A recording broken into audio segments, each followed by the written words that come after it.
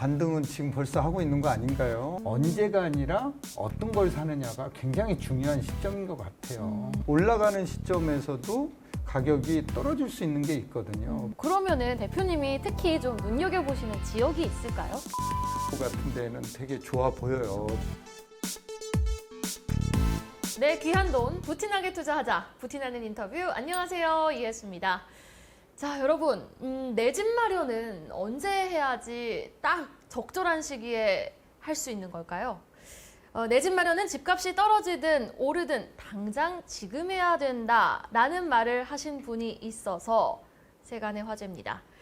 부동산 투자 고수는 현재 부동산 시장을 어떻게 바라보는지, 그리고 개인 자산 50억 규모의 투자자분들만 모아서 이제 대규모 투자 운영을 하셨던 부동산 주식 고수는 현재 부동산 시장을 어떻게 바라보는지 오늘 이 시간 함께 이야기 나눠보려고 하는데요.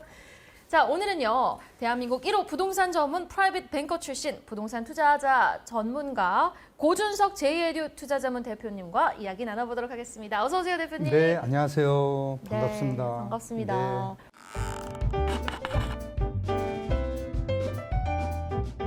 워낙 또 영상에서 자주 뵙고, 아, 그렇습니까? 네, 저는 또 미디어를 통해서 대표님의 말씀을 워낙 많이 접했기 때문에 친근한데, 네. 또 이 우리 부티나는 인터뷰는 처음 방문을 해주신 네, 거잖아요. 처음 불러주시네요. 네.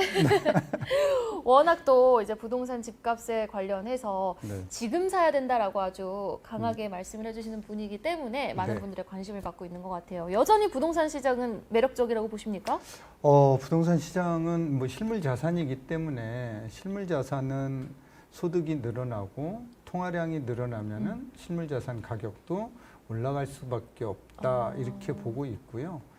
특히 이제 부동산은 뭐 IMF를 기점으로 해서 지금까지 IMF 때 우리나라 M2 통화량이 640조였는데 작년 말에 3,700조였잖아요.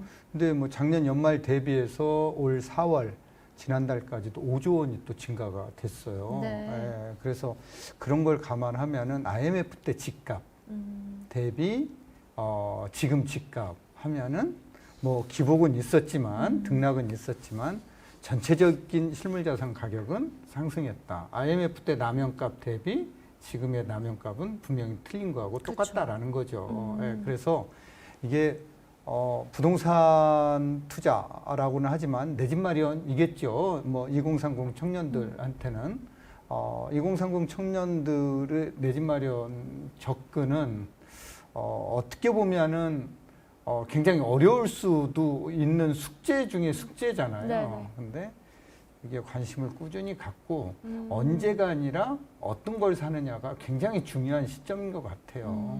네.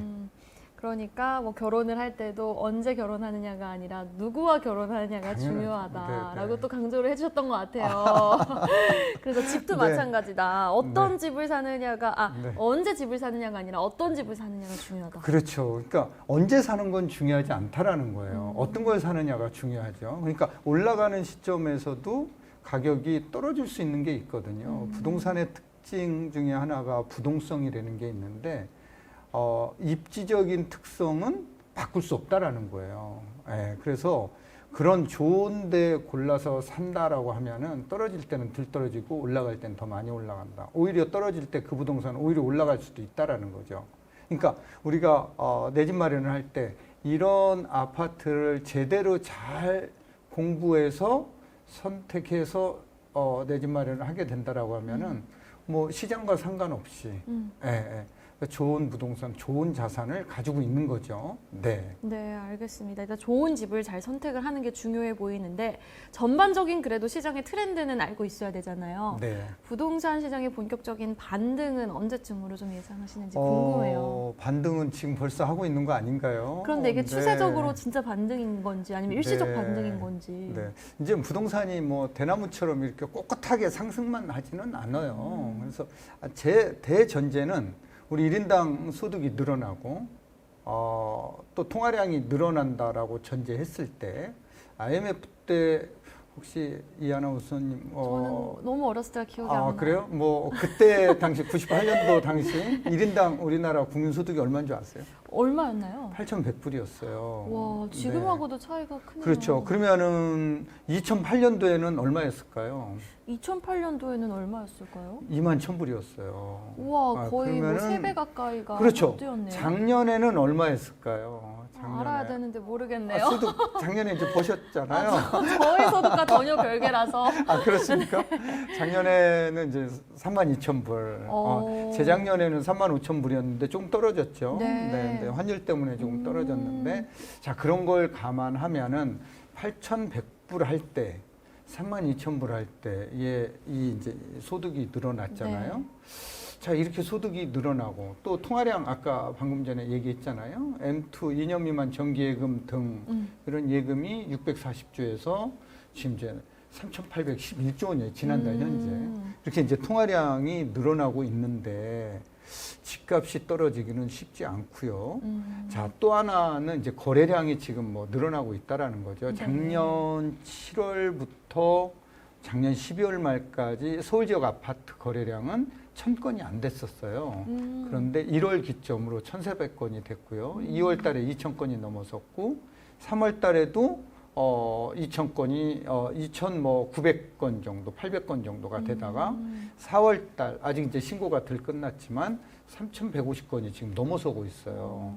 네. 그렇다라고 하면은 금통위에서 동결을 금리 했죠. 동결했잖아요. 네. 그러면은 이제 시장의 시그널이 금리가 더 이상 올라가기는 쉽지 않겠구나. 오히려 우리나라 지금 경제 상황을 고려하면은 금리가 오히려 떨어뜨려야 되는 게 아니냐. 뭐 이런 얘기가 나오고 있잖아요.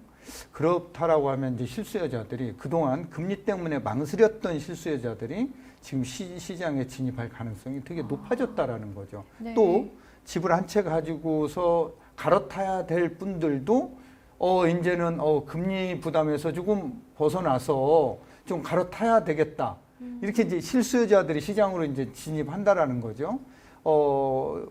무주택자들이 내 집 마련할 때 특례 보금자리론 같은 이런 대출 규제 완화가 지금 많이 돼 있는 상태고요. 금리도 작년 10월 기준으로 해서 4.84에서 지난달 현재 4.4%. 그러니까 42bp 정도가 푹 떨어져 있는 상태예요. 그래서 실질적으로 이제 금리 부담도 이제 줄어들고 있거든요. 그런 점을 감안하면은 거래량은 좀 더 늘어날 수 있고 반등하는 지역 아파트 단지들이 서울 수도권 중심으로 많이 나타날 거다라고 합니다. 제가 예상하기로는 제가 이 얘기를 뭐 1월 달에 3%에서 했다가 6월 4천 개를 먹었는데 댓글 4,000개를. 2분기에서 3분기 넘어갈 쯤에는 분명히 금리도 떨어질 가능성이 높고 그다음에 그렇다라고 하면은 정말 이제는 매도자 우위 시장으로 변할 가능성이 높다. 그런데 1월 달에 예상하기는 되게 힘들었어요. 제가 한국경제신문에 1월 달에 전망을 할 때 전망을 10명 정도가 했는데 저만 오른다고 했어요. 올해 정말요? 네. 상반기는 조금 떨어지다가 하반기에는 오를 것이다 했는데 거기도 신문에서도 욕이 많이 달리던데요. 신문사에 유튜브 채널에도. 네, 그래서 이제 근데 시장은 이제 그렇게 돼 가고 있죠. 그래서 이제 금리가 떨어질 때 가격을 조정하고 가격을 잡아주는 역할을 공급이 해야 되는데 공급은 단기적으로는 비탄력적이거든요. 그래서 공급으로 지금 가격을 받기에는 힘든 상황이다, 시장에서. 그렇다라고 하면은 우리 경제와 같이 부동산 가격도 아파트 가격도 연착륙하면서 반등할 가능성이 높다. 이렇게 저는 전망을 하고 있습니다.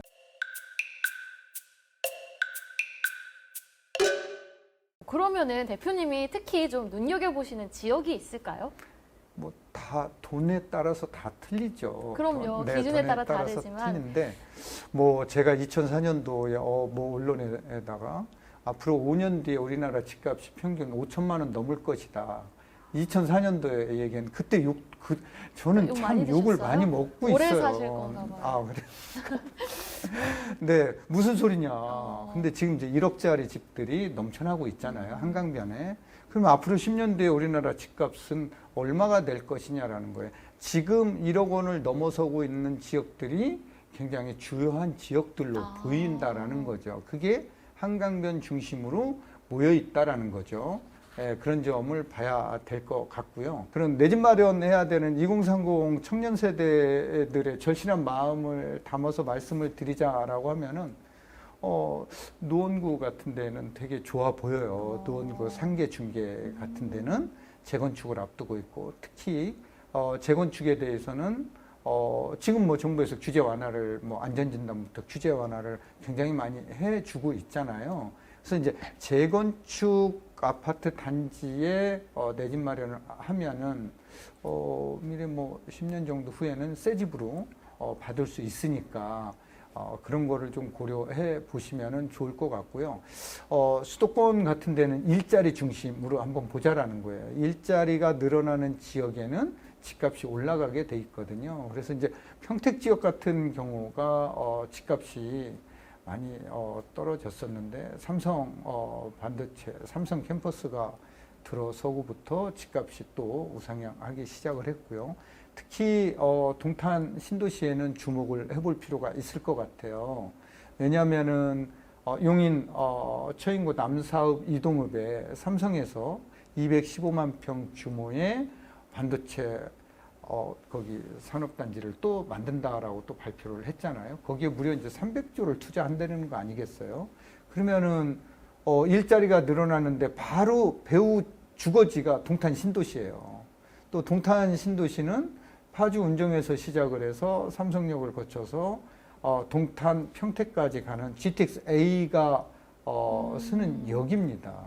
그래서 이런 지역에 내 집 마련을 해두면은 굉장히 도움이 많이 되겠죠. 여기는 한강변 평당 1억이 아닌 지역이니까. 그래서 이런 지역에 이제 눈여겨 볼 필요는 있을 것 같아요. 네.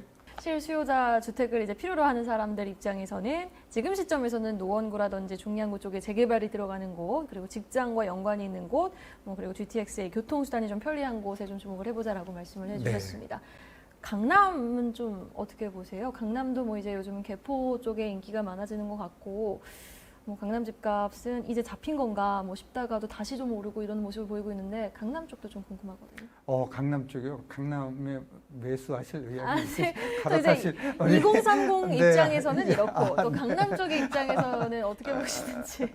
네, 강남은 다른 지역하고의 아까 부동산 특성 말씀드렸지만 입지가 틀리죠. 입지가 틀려서 강남과 같은 입지와 대체할 수 있는 입지는 드물다라는 거죠. 그래서 이제 강남의 집값은 선도적으로 많이 우상향할 것 같아요. 하지만 얘기하셨던 개포 지역도 좋지만 강남의 맨 구석에 들어가 있어서 여러 가지 집값 오르는 요소들이 있는데 그런 요소들을 감안하면은 양호한 지역이지만 월등히 좋은 지역은 아니다 이렇게 말씀드리고요. 특히 이제 반포 지역이라든가 압구정동 지역 중심이 눈여겨 보여지는 지역들이죠. 네.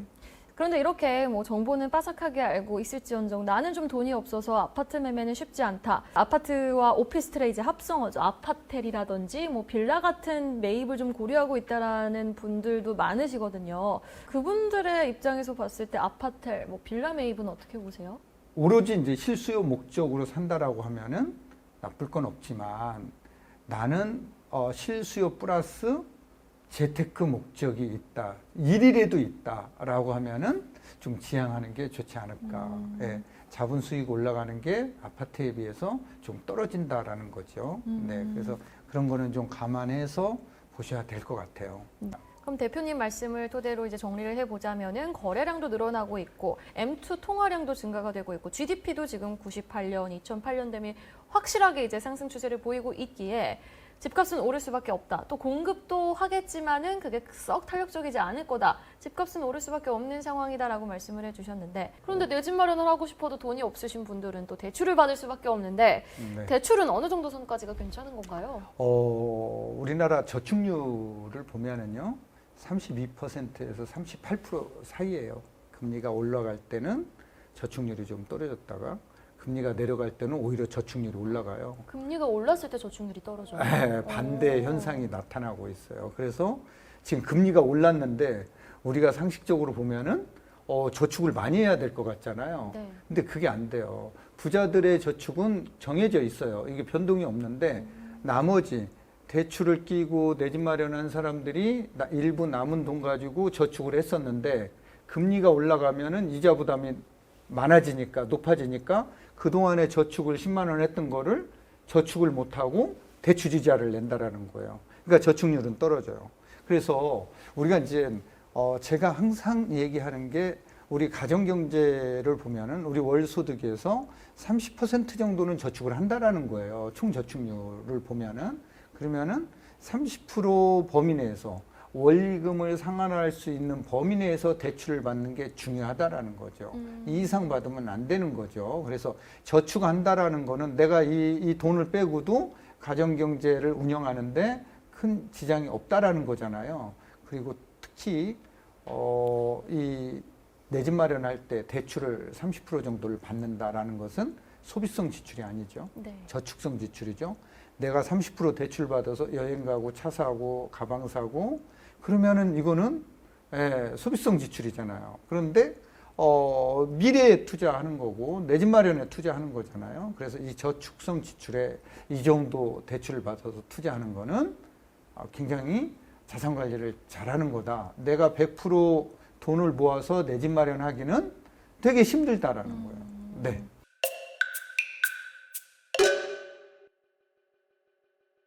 자, 그리고 이제 다시 좀 부동산 이야기로, 원론적인 이야기로 돌아와서 집값의 가치를 이제 평가하는 많은 요소들이 있지 않습니까? 근데 대표님이 보시기에 집값의 미래 가치를 평가할 수 있는 요소를 딱 세 가지 꼽아보자면 어떤 요소가 있을까요? 세 가지만요. 더 꼽으면 많겠지만, 안 될까요? 그럼요. 그럼 더 꼽아주시면 다섯 가지, 두 가지만 더 하면 안 될까요? 좋습니다. 3 플러스 2. 네. 중요한 거는 이제 같은 지역에 있다 하더라도 나홀로 아파트는 안 올라요, 가격이. 그래서 이제 강남에 있는 아파트라 하더라도 중대형 단지에 비해서 나홀로 아파트는 안 오르기 때문에 이런 아파트는 피해야 되는데 그러면은 세대수가 되게 중요하겠죠. 그래서 세대수가 2000세대 플러스 마이너스 500. 그러니까 최소 1500세대에서 2500세대 요 사이에 있는 단지를 고르면은 되게 좋겠다.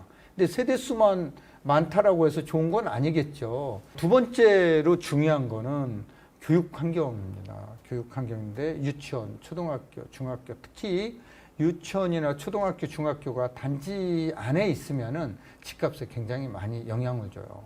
네. 그래서 고등학교 요런 학교들이 주변에 있어야 되는데 우리나라 학교들이 섬에도 다 있잖아요. 사실은. 그렇죠? 없는 데는 없는 데가 없어요. 예. 더 중요한 거는 뭐냐면 학원 시스템이 잘 돼 있느냐 없느냐예요. 그래서 우리나라 서울에 3대 학원가가 어디로 이 아나운서님 대치동이 있을 수 있겠고 네. 그리고 뭐 압구정동도 있을 것 같고 네, 다 강남인가요? 다 강남. 그리고 또 어디가 있나요? 압구정동, 목동, 뭐 중계동, 목동, 뭐 중계동. 이런 얘기 들어보셨죠? 네네네네. 그러면은 대치동 얘기를 하셨는데 대치동에 학원이 몇 개 정도 있을까요? 몇 개인지는 제가 한 번도 생각을 안 해봤는데 몇 개 정도가 있나요? 1060개가 있어요. 네, 오. 많죠. 네, 많네요. 목동은 얼마가 있을까요? 더 많나요? 대치동보다? 목동은 450개 정도가 있고요. 그다음에 중계동은 얼마 있을까요? 목동보다 적을 것 같아요. 그렇죠. 260개 정도. 반포하고 압구정동이 각각 한 250개 정도 사이에 이렇게 네. 있습니다. 대치동의 집값이 학원 시스템 때문에 그렇다라는 거죠. 학원이 1000개에 있는 거는 세계에서 제일 많습니다. 세계에서 제일 많은 거예요? 와. 세계에서 제일 많습니다. 집단적으로 모여있는 학원가는. 그래서 이제 그런 것들을 감안해 보면은 이 교육 시스템이 굉장히 중요하다라는 거예요. 그래서 집값에 영향을 준다. 세 번째는 편의시설입니다. 편의시설인데 요즘은 뭐 우리나라 1년 예산 600조가 넘잖아요. 근데 작년 말 기준으로 온라인 매출액이 200조 정도예요. 온라인으로 우리가 상품을 뭐 마켓컬이나 뭐 쿠팡이나 이런 데서 사잖아요. 이게 이제 200조가 넘어서고 있는데 예전에 편의시설 하면은 백화점, 대형마트였는데 요즘은 병원을 꼽아요. 우리나라 5대 종합병원 이 주변 지역을 꼽고 있고요. 이런 종합병원이라든가 뭐 마트라든가 그다음에 백화점이라든가 뭐 이런 주변에 아파트 주변에 이런 편의 시설이 있으면 분명히 집값에 영향을 준다라는 거예요. 네 번째는 자연 환경입니다. 자연 환경인데 이 자연 환경은 한강 둔치라든가 뭐 올림픽 공원이라든가 뭐 여의도 공원이라든가 특히 뭐 용산 공원이 87만 평 규모인데 센트럴 파크 미국 맨하탄에 센트럴 파크 있잖아요. 그 주변 지역의 집값이 평당 3억 원을 넘어서고 있잖아요. 그런 걸 감안하면 이 자연환경의 입지 조건은 집값에 굉장히 영향을 많이 준다라는 거죠. 자, 이런 자연환경들, 뭐 대치동에 보면 양재천, 뭐 이런 것들 있잖아요. 자, 이런 것들이 되게 중요하다. 그런데 이제 우리나라 그럼 서울 지역에서 자연환경이 그 중에서도 좋은 데가 남산 둘레길이에요. 필동 남산 걷는데 근데 그것만 가지고는 안 된다라는 거예요. 자연 환경만 좋아가지고 그럼 시골은 다 좋잖아요. 그쵸. 자연 환경. 그래서 이런 것들이 다 합쳐져서 가격 미래 가치가 결정된다라는 거죠. 마지막으로는 교통 환경이에요. 지하철. 서울에 뭐 지하철 9호선까지 있는데 없는 데가 없잖아요. 또 경전철도 들어가고 있고 그래서 지하철이 적어도 2개 이상 교체하는데 이런 지역 주변 지역의 아파트 가격은 미래 가치가 있다. 그런데 이제 우리가 집 살 때 보면은 어떻게 봐요? 우리나라 사람들은 집 살 때 현관문 열어 제끼잖아요. 그리고 어디에 필이 확 꽂혀요? 싱크대에 필이 확 꽂혀요. 붙박이장에 안방문을 여니까 붙박이장이 너무 좋은 거예요. 그러면은 이게 나홀로 아파트인지 아닌지도 이거 감안 안 하고 제가 지금 얘기한 이 5가지 사항 고려 안 하고 어떻게 사요? 계약서 씁니다. 싱크대 놓고 가는 조건, 붙박이장 빼지 않는 조건으로. 근데 들어보셨어요? 싱크대나 붙박이장이 집값에 영향을 준다는 얘기? 한 번도 들어보지 못한 것 같네요. 그렇죠. 예, 정리가 됐겠죠. 그러면은. 네, 알겠습니다. 집값의 미래 가치를 또 결정짓는 5가지 요소 한번 들어봤고요. 네. 자, 그러면 대표님의 이력을 또 살펴보면은 PB 시절로 일을 하셨을 때 이제 대한민국의 최저 예금 한도가 50억 원인 이제 부자분들만 또 대상으로 자금을 운용하신 이력이 있으십니다. 그때 저는 어떻게 하셨어요? 저는 이제 또 작가님을 통해서 알았습니다. 네. 다 나왔습니다. 네. 이제 숨길 수가 없군요. 네. 대체 부동산 투자를 하는 부자들은 어떤 부동산에 투자하는지 궁금하거든요. 진짜 부자들은 빌딩 사는 거죠. 그쵸. 그러니까 진짜 부자들은 아파트에는 관심이 없으세요. 네. 그래서 부자들은 이제 빌딩, 꼬마 빌딩도 아니고 진짜 빌딩. 네, 빌딩을 사는 거고. 대출을 안 받고 보통 매입을 하죠. 대출 받고 사죠. 네, 왜냐하면 이제 대출 받아야지만 대출 이자가 세액공제 과표에서 되니까. 공제가 되니까. 네, 네. 그러니까 대출 안 끼고 자산을 운영하는 사람들은 드물다. 이렇게 보시면 돼요. 네. 그래서 은행이 먹고 사는 거잖아요. 네. 사실 지금 전 세계적으로 한국인처럼 집에 대한 그런 집착이 심한 나라가 사실은 또 있을까 싶을 정도로 내 집 마련에 대해서 굉장히 좀 열성적인 나라 중에 하나가 또 한국이라고 생각을 하거든요. 유독 이러는 이유가 있는지 좀 궁금하고요. 현재도 가장 좀 투자로서 한국에서 가장 안전적인 자산은 부동산인지 궁금합니다. 전체 자산 중에 우리 국민 전체 국민의 78%가 부동산 자산으로 가지고 있고 나머지 22%가 금융 자산으로 가지고 있다라는 거죠. 그래서 이제 절대적으로 이제 부동산 자산 비중이 많고요. 그렇게 감안하면은 또 지금까지 이렇게 과거의 역사를 보면은 부동산 상승률이 굉장히 높았죠. 물론 주식도 사실은 좋은 종목에 투자를 하게 되면은 그만큼 뭐 기업 가치 상승으로 인해서 주가가 많이 올라 있는 것들도 있잖아요. 예. 그런데 유지하고 지키는 거는 부동산이 좀 편하고 또 제대로 사놓기만 하면은 거기에 대한 관리에 대한 주식은 매일 보고 확인해야 되는데 부동산은 이제 그럴 필요가 없잖아요. 내가 그 집에 살고 있으니까. 그래서 많은 분들이 이제 부동산 자산을 실물 자산을 선호하는 것 같습니다. 네.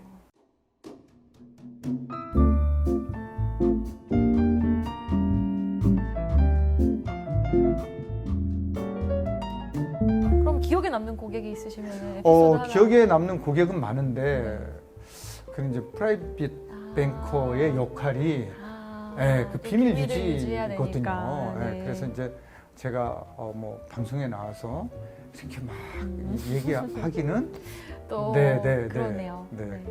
알겠습니다. 죄송합니다. 아닙니다. 이것만은 제가 답변이 아닙니다, 아닙니다. 네.